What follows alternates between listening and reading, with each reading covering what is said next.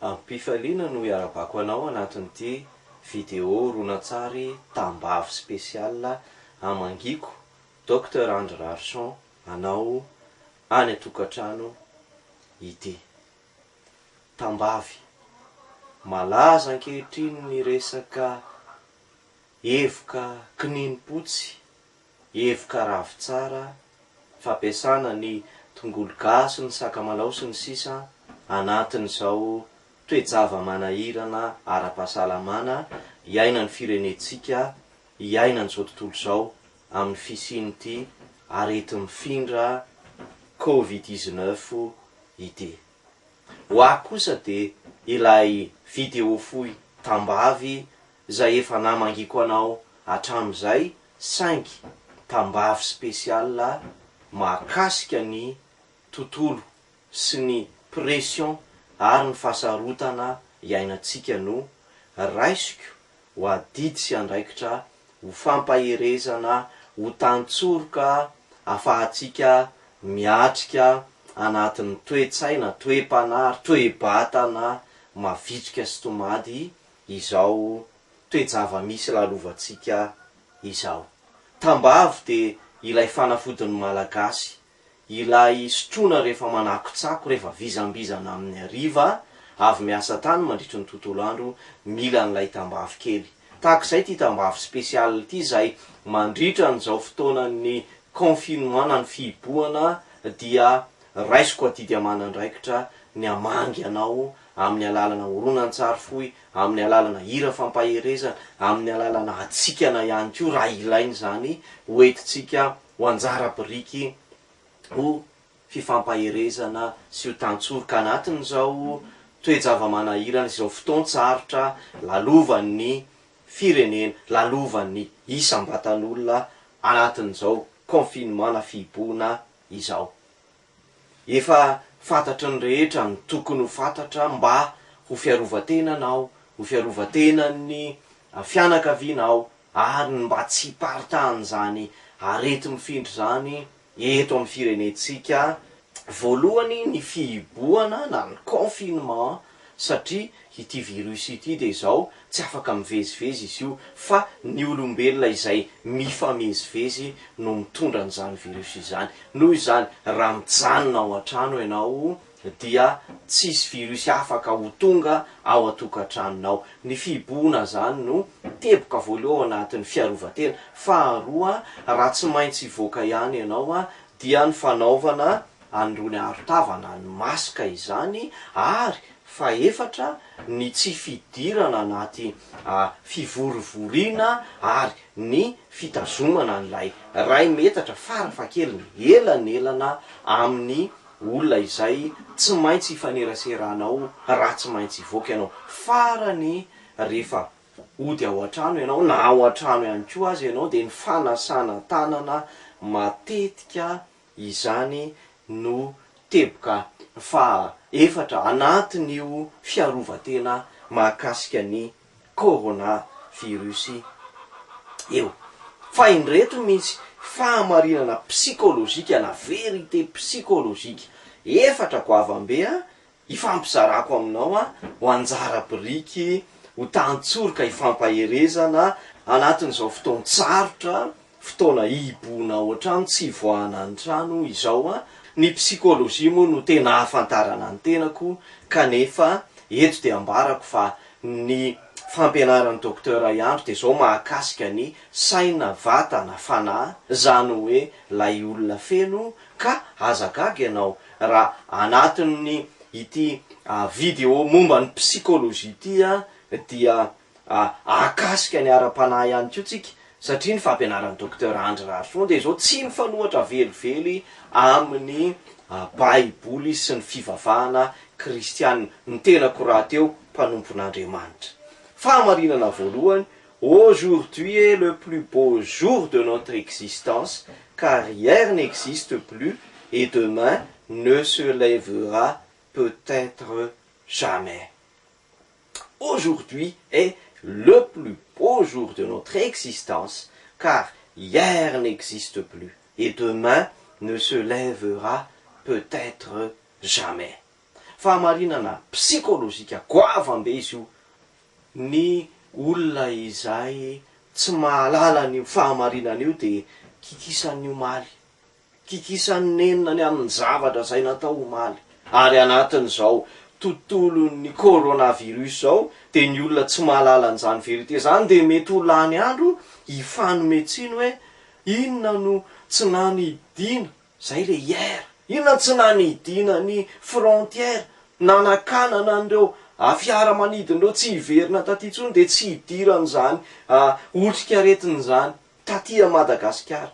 Hiera izany, omaly zany, resaka efa vita zany, tsy misy intsony izany. Hier n'existe plus. Aza vera ikiky ny androaninao, ny famisavisana, fitsakotsakoana ny omaly izay tsy azonao hovaina intsony, fa lasa maningotra lay instant présent, lay fahasambarana anio. Ary ny ampitso ihany koa mety ikiky ny androaninao satria hiasa saina ianao hoe anahoana efa namoaka salan'isany organisation mondiale de la santé na ny OMS hoe zao million ny isan'ny olo hovoa amin'ity otrikarety amin'ity, de anahoana ny ampitso, de anahoana ny fahamatsina, inona ny korotana. De zany fieritreretana sy zany fiasana saina amin'ny ampitso izany no mikiky ny fahasambaranao amin'ity androany ity. Nefa amin'ity androany ity zay hijanonanao ao atokantranonao, zay ahafahanao mandamindamina ny entanao, ahafahanao mba mijerijery ny tokony harindrarindra, ahafahanao miresaka amin'ny zanakao, ahafahanao mamantatra ny ambaindain'ny tontolom-piainan'ny ankonanao, ahafahanao mba makaina ihany koa, mba mieritreritra sy mamisavisa hoe inona no ataoko raha pitso rafaka pitso amin'ity toy ny fiainako ity. De tokony isy asambarana, tokony isy fifaliana azonao tena tovozina sy ho sotroina amin'ity androany ity. Eny fa na de ny mikarakara sakafo ataon'ny mpivady fotsiny azy, na ny fiarahana manao kilalao miaraka amin'ny ankohonana, ny ankizy, ny zanaka hitondry jeu de société, de veriko hoe efa fahasambarana ngezabe sy tombony ngezabe rehefa tsy maintsy hihiboka hijanona ao an-trano ihany isika. Ne soyons pas prisonniers du passé. Hier n'existe plus. Ne laissons pas l'avenir nous voler notre bonheur, car demain ne se lèvera peut-être jamais. Mety tsy ho avy akory ireo fanahina marobe, ireo fitaintainana marobe izay mikiky ny eritreritrao amin'ity androany ity. De averiko fa ny baiboly ihany koa dia tsy mifanohatra ary manamafy an'izany fahamarinana zany. Hoy ny Matthieu 4:7-8, aza manahy ny amin'ny ampitso, aza mamboly fanahina sy fitaintainana ny amin'izay hoentin'ny ampitso, fa ny ampitso anahy ny azy. Fahamarinana psikolojika faharoa mba ho zaraiko aminao entitsika hifampaherezana amin'ity androany ity, de lay manao hoe mes ressources intérieures sont plus grandes que mes problèmes.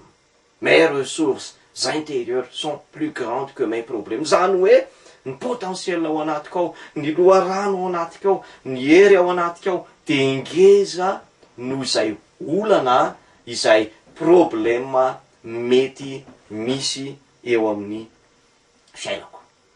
Misy tsy ambaratelo sivy zay azonao raha teo fantarina ao anatin'ny site webnay amparataka.com anatin'ilay fampianarana hoe les 9 secrets des personnes à succès. Zany hoe reo tsy ambaratelo sivy hitambaran'ny olona mahomby amin'izay rehetra ataony. Tany États-Unis no natao io fikaroana io, zany hoe natonina avokoa reo olona zato nahomby amin'ny resaka zavakanto, amin'ny resaka sport, amin'ny resaka politika, amin'ny resaka siansa. Rehefa nanontaniana izy ireo de misy tsy ambaratelo sivy iraisan'izy ireo, ary ny ray amin'izany de ity: ireo olona rehetra mahomby de mieritreritra hoe aresy lahatra hoe mes ressources intérieures, zany hoe ny hery ato anatiko, loharano azoko tovozina ato anatiko de zao ngeza noho ny problema izay atrehako. marina fa mafy ity coronavirus ity. Marina fa amanjatony maro ny olona maty maneran-tany vokatry ny aretina entin'ity coronavirus ity. Any amin'ny firenendehibe zay manana structure médicale, manana logistique médicale, manana hôpitaly avo lenta, de zao tena rovity amin'ity coronavirus ity. Ary ny olon'ny siansa, ireo mpahay fitsaboana, de fa tena débordé, zany hoe tena efa mihoatra ny takatry ny saina, ary lay olombelona de zao dépassé. Eto aloha de mba hidera kosa andreo mpiasa ny fahasalamana maneran-tany zay manao ny ainy tsy ho zavatra, fa reo zany zao no tena mahery fo an'ity fiainan-janak'olombelo ity, mahery fo an'ity humanité ity. Fa ny tiako evina de zao, dépassé ny olombelona. Misy zany a problème tena ingeza noho ny maha olona ny olona fotsiny, fa raha te handresy an'izany problème zany, te ho tafavoaka-pandresy am'izany problème zany ianao, de tokony hanana hery manokana ao anatinao, hanana potentiel, hanana force, ary angamba tonga de tsorina ny resaka, hanana Andriamanitra ao anatinao izay lehibe noho ity problème ity. Ny olombelona tsirairay avy samy manana ny Andriamanitra ivavahana. Za manokana lazaiko anao fa Jesosy Kristy no Andriamanitra izay inoko, ary Andriamanitra izay ivavahako, itondrako izay manahirana rehetra, ary io Jesosy Kristy io no hery ato anaty io hoentiko miatrika izay olana mety lehibe manoloana ny fiainako izany. Androany aho manentana anao, jereo lay Andriamanitra ivavahanao hoe lehibe ve ary mitondra hery ve ao aminao mihoatra noho ity problème ity. Hoy ilay tenin'Andriamanitra mahafinaritra be zay ao amin'ny Jaona voalohany toko 4:4, satria lehibe zay ao aminareo noho izay ao amin'izao tontolo zao. Zany hoe ilay Jesosy Kristy rehefa velona ao anatinao, ary rehefa avelanao hivelatra sy tena hoe hanapaka sy hanjaka ao anatinao, de zao lehibe izany Andriamanitra izany no zay ao amin'izao tontolo zao. Inona ny ao amin'izao tontolo zao? Aretina, problème, fanahina, vaovao mampatahotra, fa lehibe lay ao anatinao no zay ao amin'izao tontolo zao. Zany no zavatra mahafinaritra. Androany aho manentana anao mba tena hitady ary ametraka hoe lay intérieur, satria misy an'ity atao hoe dualité ny fiainan-janak'olombelona. Ny atao hoe dualité de zao mizara roa, havia sy havanana, ambony sy ambany, lehilahy sy vehivavy, mainty sy fotsy, ary tsy gitarina lavabe zay. Fa ny intérieur, le ao anaty zany no tiako hisarihana hoe raha mampatahotra ny ivelany, raha mampitebiteby ny ivelany, raha vaovao ratsy ny be da be mifamezivezy ivelany, de lay ao anatinao kadio, lay ao anatinao kolokoloy, hatanjaka sy ho tsara voatra, ho lehibe, hamodika an'izany fanahina ivelany izany. Ozy ny Efesianina toko 1:1-2 manomboka hoe ambony lavitra noho ny fanapahana rehetra sy ny fahefana sy ny hery sy ny fanjakana ary ny enanana rehetra zay tononona, tsy amin'izao fiainan'izao ihany fa amin'ny ho avy koa, de nampanaiky ny zavatra rehetra hoe ao ambanin'ny tongony izy, ka nanao azy ho lohany manapaka ny zavatra rehetra. Zay le intérieur, zay lay ao anaty, zay le Andriamanitra ivavahako za manokana, ambony lavitra noho ny fanapahana rehetra, ny fahefana sy ny hery sy ny fanjakana ary ny enarana. Io zany le anarany hoe coronavirus na Covid-19, ambony lavitra no zany anarana izany, zay anarana tononona, tsy amin'izao fiainan'izao ihany. Zao koa de efa misy manonona anarana virus hafa indray hoe efa misy an'izany antavirus zany hono efa miainga andray any siny, de ampiororony zany zavatra zany eritreritrao sy ny fonao sy ny fanahinao de zao ny olona mahomby rehetra de resy lahatra, mais ressources intérieures, l'Andriamanitra ao anatinao. Raha toa ka efa nandray an' Jesosy Kristy tompo sy mpamonjy ny fiainanao anao, le Andriamanitra ray zanaka fanamasina, de lehibe zany ao anatinao zany no lay ao amin'izao tontolo izao. Somary mivalapatra kely tany amin'ny lafiny ara-panahytsika satria ny olombelona saina vatana fanahy. Fahamarinana fahatelo psikolojika zay zaraiko aminao amin'ity androany ity de zao: ny olona mahomby de misortir vainqueur de n'importe quelle crise. Ny olona mahomby de misortir vainqueur, zany hoe mivoaka mandresy anatin'ny krizy tsy roa amantany tahaka ity mitranga ity. Roa ihany ny lalana iafaran'ity resaka coronavirus ity: na resin'io ianao, isika, ny tokantranonao, ny firenena, na mandresy an'izany coronavirus izany isika. Ity resaka coronavirus ity, na manahoana na manahoana, na roviana na roviana, mandalo ihany izy io. Tsy maintsy ho tapitra ity krizin'ny coronavirus ity, na herinandro no isaina, na volana no isaina, fa ny fanontaniana arisariako ny sainao ataovy mivoaka mpandresy ianao. Zany hoe tapitra io krizina coronavirus io ary tapitra zao confinement, zao fihiboana zao, ianao nahazo tombotsoa bénéfice tanatin'izao tout ce qui m'arrive mais bénéfique. Zany hoe ny olona rehetra mahomby zany de resy lahatra hoe zavatra rehetra zay mitranga amin'ny fiainany dia avady no bénéfice ho tombotsoa azy. Ity fihiboana ao an-tokantrano ity, ity tsy fivoahana miasa ity, ity fijanonana miaraka amin'ny vady aman-janaka, miaraka amin'ny ankohona, avadio ho tombotsoa ara-tsaina, vatana, fanahy. Zany hoe ataovy anatin'izao fotoana hiboan'izao mitombo ara-tsaina, ara-batana, ara-panahy ianao. Mba tsy ilazako hoe ara-panahy, ara-tsaina, ara-batana. Tapitra ny confinement, ataovy miakatra, avo telo eny, avo efatra eny, avo folo eny, avo zato eny, ny fiainam-bavaka ao, ny fiainam-panahinao, ny vie spirituelanao, mivoaka amin'ity confinement ty, dia ataovy mahazo tombony bénéfika ny sainao. Zany hoe mitombo misavatra hafa indray, zay le atao hoe développement personnel. Na de hoe mahandro misao fotsiny azy, na de hoe mahandro mofo akondro fotsiny azy, fa fanampin'izay sao de mba ararotiny zao fotoana hibony zao, ianarana langue étrangère hafa indray akoatran'ireo efa hainao, na français na anglais, zay efa hainao, efa kianao iny. Fa tapitra ny confinement de misy langue étrangère ray vaovao indray hainao, na misy logiciel ray vaovao indray hainao, ampandroso anao izany ary ho aky ho tombony ho raisinao ao ambadika izao crise coronavirus izao. Amin'ny ara-batana de asivo sport kely, asivo azakazaka kely, asivo exercice physique kely, zumba kely na fitness kely ahafahan'ny vatanao mba tsy de hoe misakafo foana no atao anatin'ny confinement fa mba mitombo fahasalamana ihany koa. Ny Kolosianina toko faha-efatra de milaza hoe ararotiny ny andro azo anaovantsika.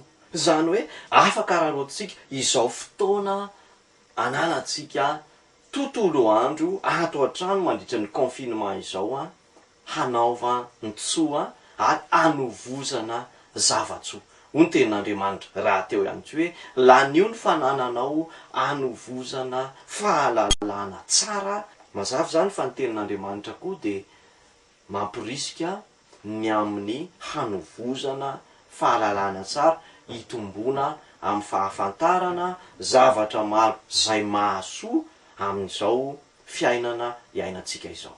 Fahamarinana faha-efatra psikolojika tiako mba hifampisarana aminao préparer l'après corona. Ny olona rehetra zay lalovan'izao zava-mitranga zao de fanina fotsiny, tsy hita zay atao, miodikodina ao an-trano, fa za mizara aminao hoe ho anao omany ny ao aorianan'ity coronavirus ity. Tsy maintsy ho resitsika io coronavirus io, tsy maintsy ho tapitra io krizin'ny coronavirus io, fa zao ny tapitra io, le monde ne sera plus le même. Tsy ho tahaka n'ilay fiainana teo aloha intsony ny fiainana, ary ity zao tontolo zao ty mitsimbadika tanteraka satria tsy zava-moramora zany olona manjato, 500, 600, 700 arivo aza maty isan'andro any amin'ireo firenendehibe.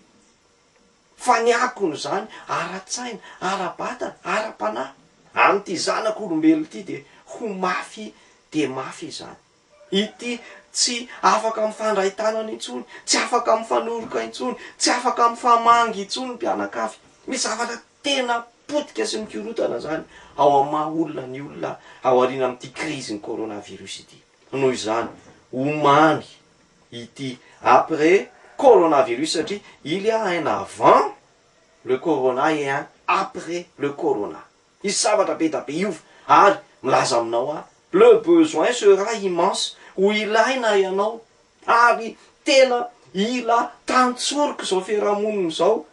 Miomana de zao isika mpampianatra, isika mpanompon'Andriamanitra, isika mpanao asa soa, isika mpanao politika ihany koa, ovay ny fanaovana politika satria ilanao ny fiarahamonina ary le besoin sera immense, ho goavana be ny filana dikan'izay miomana teny zao. Alahoery ry namako ao an-tokantrano izay mijery amin'izao ora sy taona izao fa ho mafimafy ny ady anarenana ny fahampotehana eton'izao coronavirus izao, saingy lehibe ilay ao anatinao no lay ao amin'izao tontolo izao ary nde ho ataotsika fanamby tsara hoe za ianao dia ho mpanarina, bâtisseur. Ho anao mpampianatra miomana amin'ny fampianarana vaovao, ampahery ny mpiray firenena. Ho anao mpanompon'Andriamanitra, alahoery misikina anao mafimafy kokoa ny amin'ny fitoriana ny filazantsara satria mila an'izany, mila ny Jesosy Kristy satria lozanao raha tsy mitory ny filazantsara isika. Ho anao mpanao asa soa, tena ilaina ianao après an'ity crise-ny coronavirus ity. Ao amin'ny Luka 10 de milaza an'izany Jesosy Kristy raha nisy olona iray avy any Jodia andeha ho any Jerosalema de nisy nanendaka tena ratra. Nandalo keo avokoa ny rehetra fa nijery fotsiny. Fa nandalo ilay Samaritanina izay nanasa ny feriny nitondra azy tamin'ny borikiny nakany amina trano fandraisam-bahiny, nametraka vola tao amin'ny trano fandraisam-bahiny ikarakarana an'izany maratra izany. De hoy Jesosy Kristy hoe manaova tahaka izany ihany koa. Ary Nehemia, any amin'ny Nehemia toko voalohany 1:1 de rehefa tonga reo zatovo avy any Jerosalema de nanontany mahakasika ny firenena izy, manahoana Jerosalema, manahoana ny manda ny Jerosalema, manahoana ny vavahady. De milaza aminao fa ao aorian'izao crise-ny coronavirus izao andeha ao amintsika izany toe-po izany hoe mba tena ho bâtisseur, hanarina sy hamboatra, handrafitra indray ilay Madagasikara vaovao, ilay ho avy vaovao ao an'ny taranaka izay handimby atsika. Ary Estera, any amin'ny Estera 9:1 de nilaza mihitsy ataoko ahoana no fijeryn'ny loza hanjony fireneko.